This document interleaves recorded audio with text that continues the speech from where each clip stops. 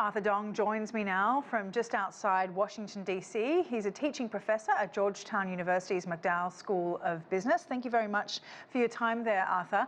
Now, this is a dramatic turnaround in the Commission's position, but the effectiveness of these sanctions is now the subject of debate, given there's still many other Russian banks that are able to use SWIFT. What's your take on how effective these sanctions will be? My take is that these sanctions will be very, very effective. When we compare, as your previous commentator has mentioned, the 2014 sanctions that were imposed on Russia as a result of its invasion of Crimea, if there were a Richter scale to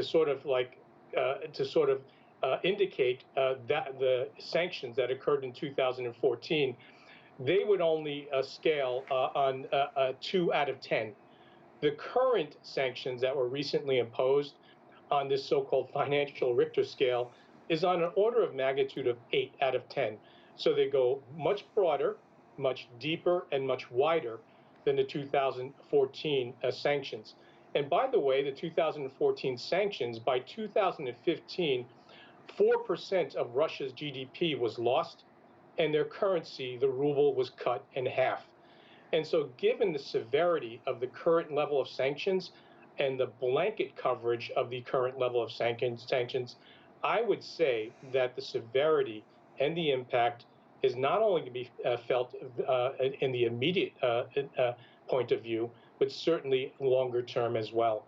What about large companies and wealthy individuals? How likely is it that they can find workarounds with SWIFT? How much damage is it actually likely to cause Russia? Are there any loopholes at all? Well, certainly we know that Russian firms and entities, as well as individuals, are going to try to find and fashion some kind of loophole in terms of either dealing with this Chinese interbank system or some alternative system, the SWIFT.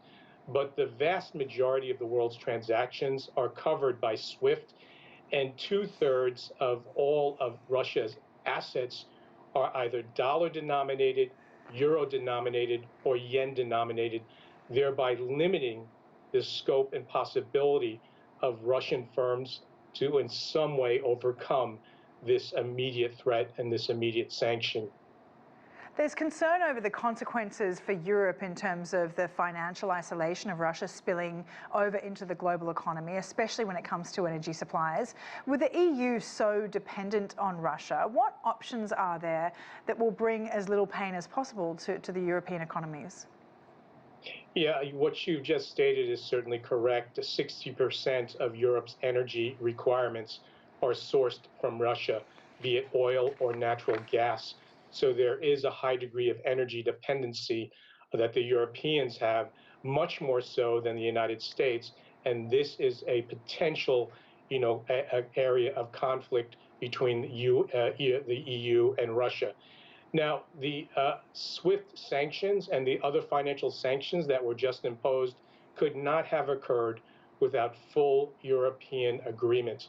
The fact that they had agreed and conferred with the United States very quickly, coming to the conclusion that they would reach, in a sense, the nuclear option in terms of the utilization of SWIFT, certainly tells us a lot about European resolve and about European, resolve to take on both the consequences of a economic war with Russia. So I think they're ready and they're willing to accommodate the kind of pain that's going to occur as a result of ongoing economic warfare.